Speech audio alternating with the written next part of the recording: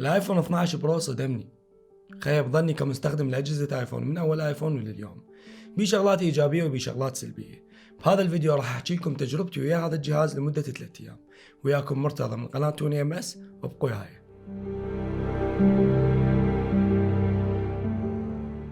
اكبر مشكلة راح تواجهها بالجهاز هي البطارية. اليوم انا فصلت الجهاز من الشحن الساعة 10 الصبح، الساعة بالأربعة وشوي الجهاز نزل جوا 20%، وهاي مشكلة حقيقية وكبيرة. يعني إذا نجي نقارن الآيفون 12 بالأجيال السابقة، مثلا أنا الآيفون 11 برو كان يطول وياي يوم كامل، يعني أرجع للبيت والجهاز بيه 30-40%.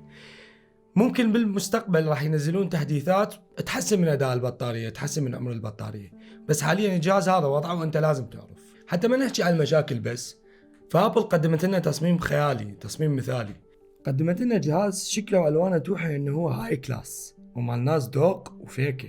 يعني الشيب المربع يخلي الجهاز ما يشبه اي جهاز بالعالم، وهذا الشكل الجديد ما تحتاج الابل لوجو حتى تقول انا شايل ايفون. اما اللون الازرق مالته، فاللون الازرق هذا جاي من الفضاء، صح ازرق بس ما يشبه اي ازرق ثاني. الستانلس ستيل ضاف فخامه وايحاء بانه هذا الجهاز هو التوب ليفل مال موبايلات الكره الارضيه كلها. بس حتى هذا التصميم الخيالي هم سبب مشكلة. أنا بالنسبة لي هاي مشكلة، بس ممكن غيري لا ما يشوفها مشكلة. حدوديات الجهاز حادة، يعني أنا من أنزل النوتيفيكيشن أو الكنترول سنتر أحس إنه الحدود حادة، مو مثل التصميم القديم الكورت. التصميم القديم الكورت كان سلس أكثر، بس مع ذلك أبل قدموا لنا شاشة قوية كلش، قوية بشكل مو طبيعي. اللي يريد يشوف اختبارنا للشاشة موجود الفيديو على قناتنا باليوتيوب وموجود على الفيسبوك. وبعد اكو نقطة صغيرة أنا مركز عليها اللي هي حدوديات الشاشة. حدوديات الشاشة يعني الخط الفاصل بين الشاشة وبين الشاصي، بين الشاشة وبين الإطار. هذا يمكن لأنه التصميم صار مربع، يعني صار يبين أكثر، صار واضح أكثر، وهي بالنسبة لي أهم نقطة مزعجة. وبما أنه جاي نحكي على الشاشة، فالشاشة بالآيفون 12 60 هرتز مو 120 هرتز. الفرق بين ال 60 وال 120 مثل الفرق بين اللي كان شايل تليفون آيفون 11 برو ماكس ونزل الايفون 6 بالحجم.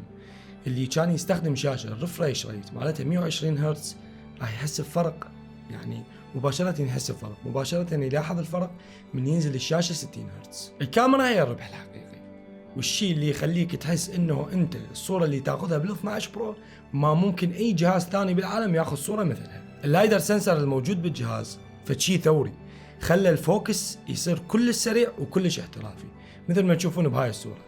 اللايدر سنسر خلى التصوير يصير احترافي وخرافي، مو بس بالصور حتى بالفيديو، ومو بس بالفيديو حتى بالنايت مود. مثلا شوفوا هذا الفيديو انا مصوره بالنايت مود، هاي اللقطه صورتها حتى اراويكم قابليه وسرعه الفوكس بالنايت مود. التايم لابس ما احكي لكم، قبل كنا نقدر نصور بس بالنهار، وحتى بالنهار ما كان يطلع عندنا الفيديو بهالدقه، وبالليل ما كنا نقدر نصور نهائيا لانه استشعار الاضاءه كلش ضعيف. بصراحه كل الاجهزه الذكيه ما تسوى هسه واحد ياخذ صوره بالليل، لانه استشعار الاضاءه مالتهم يعني مو كلش راقي. بس هسه تقدر تاخذ اللقطه اللي تعجبك باي مكان يعجبك وباي وقت يعجبك، لانه هاي الخاصيه مو موجوده بهاي الاحترافيه باي جهاز ثاني بالعالم. احنا عندنا 3 كاميرات بالجهاز، الوايد انجل والتيليفوتو والالترا وايد انجل. بالنسبه للتيليفوتو تقدرون تشوفون هاي الصوره، التيليفوتو يطلع التفاصيل بدقه خياليه والزوم مالته صحيح وحقيقي. وبالنسبه للالترا وايد انجل فالبعد هم كلش راقي وكلش حقيقي. اما بالنسبه لقضيه السرعه وقضيه التنقل بين التطبيقات والالعاب، فاذا انت كنت تستخدم ايفون 11 او 11 برو فما راح تلاحظ فرق، رغم انه الفرق موجود. بالاخير اللي اريد اقوله واللي اريد اوصله انه انا كمستخدم حول من الايفون 11 برو لايفون 12 برو حسيت بفرقين ايجابيين اللي هم الكاميرا وشكل الجهاز بس، والفرق السلبي هو عمر البطاريه ومده البطاريه مثل ما فهمتكم بدايه الفيديو. إذا استفادتوا من الفيديو فلايك وسبسكرايب إذا تشوفونا على اليوتيوب، وإذا تشوفونا على الفيسبوك فلايك وشير. سلام.